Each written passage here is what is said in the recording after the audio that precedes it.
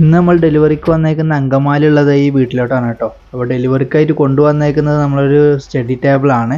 അപ്പോൾ അതേ study table കൊണ്ടുവന്നത് ഓപ്പൺ ചെയ്യാൻ കേട്ടോ.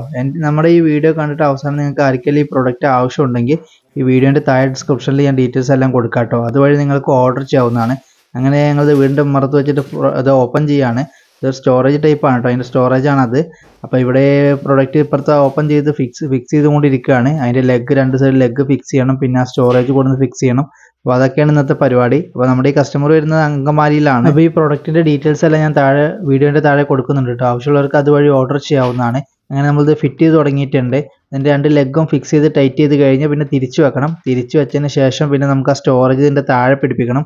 സ്റ്റോറേജ് പിടിപ്പിക്കുന്നത് ഇതേ ഈ ഇപ്പോൾ വെച്ച പട്ടികയിലാണ് കേട്ടോ. ഇപ്പോൾ വെച്ചേക്കുന്നത് ഈ ഒരു ഇതിലാണ് സ്റ്റോറേജ് പിടിപ്പിക്കുന്നത്.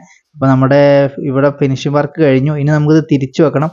തിരിച്ചു വെച്ചതിന് ശേഷമാണ് നമുക്ക് ആ സ്റ്റോറേജിൻ്റെ അകത്ത് പിടിപ്പിക്കാൻ പറ്റത്തുള്ളൂ. അതിനൊരു 4-5 ഞെട്ടും ബോൾട്ടും പിടിപ്പിക്കാനുണ്ട്. അപ്പോൾ അത് തിരിച്ചു വെക്കുന്ന കാര്യങ്ങളാണ് ഇപ്പോൾ ചെയ്തുകൊണ്ടിരിക്കുന്നത്. അത് കഴിഞ്ഞത് നമ്മൾ സ്റ്റോറേജ് പിടിപ്പിക്കാൻ പോവാണ്. ഇതിൻ്റെ ഞെട്ടും ബോൾട്ടൊക്കെ വരുന്നതിൻ്റെ അകത്താണ്. അപ്പോൾ ആ സ്റ്റോറേജും കാര്യങ്ങളൊക്കെ പുറത്തോട്ട് എടുത്തതിന് ശേഷം അകത്തൂടെ വേണം അതിൻ്റെ ബോൾട്ടെല്ലാം ടൈറ്റ് ചെയ്യാൻ.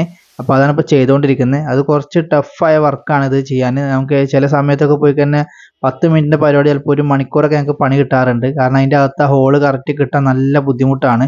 അത് കിട്ടിക്കഴിഞ്ഞാൽ നല്ല ഫിനിഷിംഗ് ആയിട്ട് ഇരിക്കും, ആ സാധനം അവിടെ സീറ്റിംഗ് ആയിട്ട് ഇരിക്കും. അല്ലെങ്കിൽ നല്ല ബുദ്ധിമുട്ടാണ് അത് ഒന്ന് ശരിയായി കിട്ടാൻ വേണ്ടിയിട്ട്.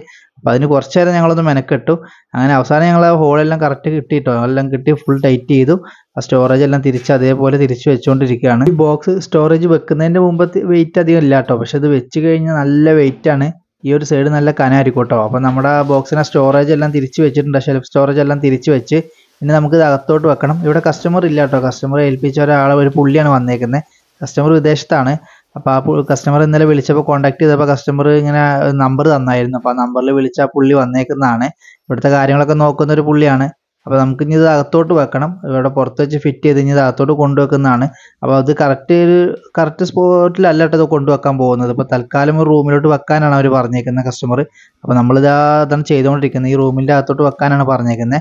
അപ്പോൾ നിങ്ങൾക്ക് ആർക്കെങ്കിലും ഈ പ്രോഡക്റ്റ് ആവശ്യമുണ്ടെന്നുണ്ടെങ്കിൽ ഡീറ്റെയിൽസും കാര്യങ്ങളൊക്കെ ഞാൻ വീഡിയോയുടെ താഴെ കൊടുക്കുന്നുണ്ട്. അതുവഴി നിങ്ങൾക്ക് ഓർഡർ ചെയ്യാവുന്ന. നിങ്ങൾക്ക് ഈ പ്രോഡക്റ്റ് EMI ആയിട്ട് കൊടുക്കാം കേട്ടോ. ലോണും അവൈലബിൾ ആണ്. അപ്പോൾ നമുക്ക് അടുത്ത വീഡിയോയിൽ വീണ്ടും കാണാം. Bye bye.